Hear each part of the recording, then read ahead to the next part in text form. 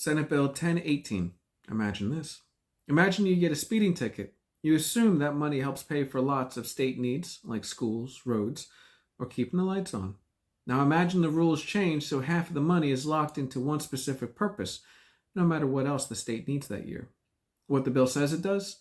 Senate Bill 1018 says it is strengthening funding for trauma centers and emergency medical services by giving them a larger share of money collected from state traffic fines. What it actually does? This bill changes how traffic fine money is split.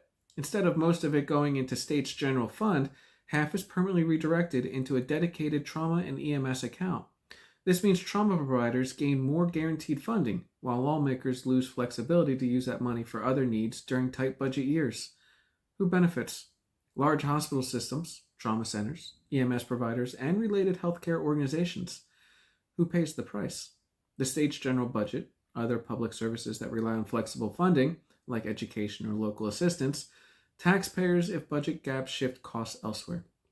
Why it matters. Trauma care is essential, but traffic fine revenue goes up and down.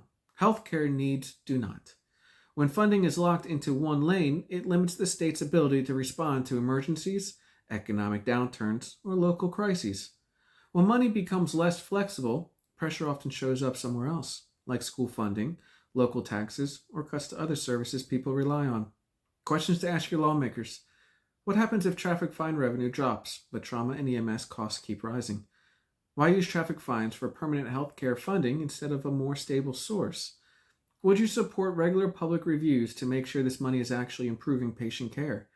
Bottom line, Senate Bill 1018 helps trauma care today, but it does so by locking unstable revenue into a permanent commitment that could squeeze other services Texans depend on tomorrow.